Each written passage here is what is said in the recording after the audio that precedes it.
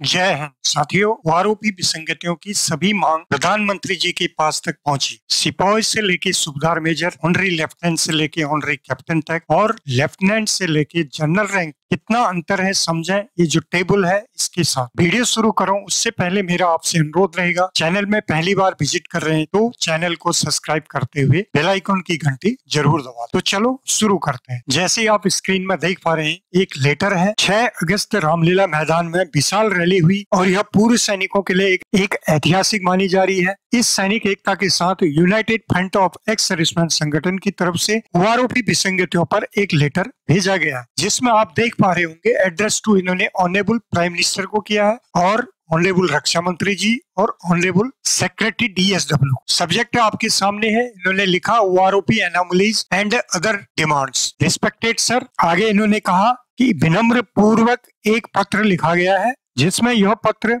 मुख्य बातें का उल्लेख करता है जो कि विसंगतियों से जुड़ी हुई है। इन्होंने बताया कि 20 मार्च को voice of ex serviceman society की तरफ से जंतर मंतर पर भी रैली की गई थी, जिसके अंतर्गत 70 अलग अलग ऑर्गेनाइजेशन ने इसमें भाग लिया और आरोपी विसंगतियों को दूर करने की यहाँ पर मांग की गई तथा जो अन्य आउटस्टैंडिंग डिमांड थी उन पर पूर्व सैनिकों ने अपनी मांग उठाई। लाखों पूर्व सैनिक, ऑनरी कमीशन, JCOs, NCOs और वार्स तीनों सेनाओं की तरफ से यह पत्र आपको लिखा जा रहा है। इसमें जो की पॉइंट्स उन्होंने दे दिए गए हैं दोस्तों, जो आप एक की पॉइंट्स देख रहे हैं A से लेके E तक, इसके अंदर उन्होंने बताया कि आरोपी टू एनोमलीज जो 1/7/2019 से पत्र जारी किया, उसके अंतर्गत एनोमलीज देखने को मिली। उसके बाद उसमें जो कमियां थी, जिसमें जैसे कि रिजर्विस्ट को आरोपी के दायरे में लाना चाहिए था, परमानेंट कमीशन JCO जवार्स के लिए होना चाहिए, ऑनरी कमीशन का डाउनग्रेड उसको अपग्रेड करना चाहिए, पे और JCO जो JCOs का पे स्केल है वो सिविल में ग्रेड 2 ऑफिसर्स के इक्वल होना चाहिए और वेटेज फॉर JCO जवार्स को परमिट करना चाहिए। फैमिली पेंशन में सुधार होना चाहिए, इक्वल डिसेबिलिटी पेंशन होनी चाहिए तथा लास्ट ई में उन्होंने कहा कि रिटायरमेंट के बाद पूर्व सैनिकों को सेंट्रल पैरा मिलिट्री फोर्स में एंट्री मिलनी चाहिए दोस्तों। तो इस लेटर का ये कंक्लूजन था। आगे इन्होंने बहुत कुछ उसमें अटैच किया है, लेकिन हमने कुछ मुख्य पार्ट इसमें से लिए हैं। एक पार्ट और है जो हमें देखना बहुत जरूरी है। ये पार्ट 2 है दोस्तों, जो आप स्क्रीन में देख पा रहे हैं। ये भी उसके साथ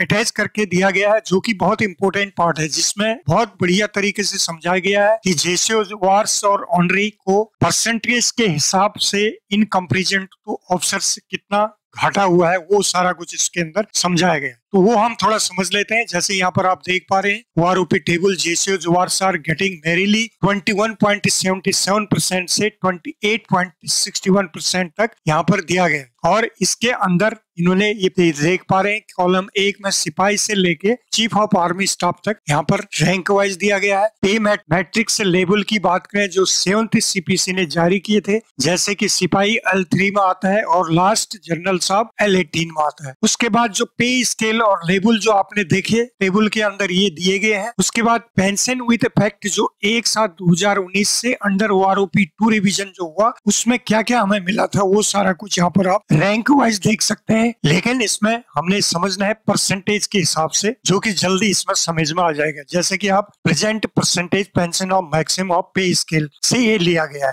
यहाँ पर आप देख पा रहे होंगे सिपाही के कॉलम में 28.61% है, नायक को 26.74, हवलदार को 24.11%, ऐसे ही नायब सूबेदार को 23.20% और सूबेदार को 21.77% और सूबेदार मेजर को 22.10%, ऑनरी लेफ्टिनेंट को 23.21% और ऑनरी कैप्टन को 22.52% का फायदा दिखाया गया दोस्तों। वहीं हम बात करें ऑफिसर्स की, तो लेफ्टिनेंट का यहाँ पर 23.21%, कैप्टन का 22.52%, मेजर का 33.8% और मेजर यदि मोर देन 21 साल सर्विस उसकी हो जाती है तो यहाँ पर मैजिक फिगर चेंज हो जाता है। आप देख पाएंगे 46.4% और लेफ्टिनेंट कर्नल का 44.92%, ऐसे ही कर्नल का 48.71%, ब्रिगेडियर का 50%, मेजर जनरल का 50%, लेफ्टिनेंट जनरल का 49.93% और आगे इन्होंने कमांड चीफ जो लेफ्टिनेंट जनरल है उनका 50% और वाइस चीफ का 50% और चीफ ऑफ आर्मी स्टाफ का 50% का यहाँ पर बढ़ोतरी ये दिखाया गया। तो आप इसमें कंपैरिजन आप करेंगे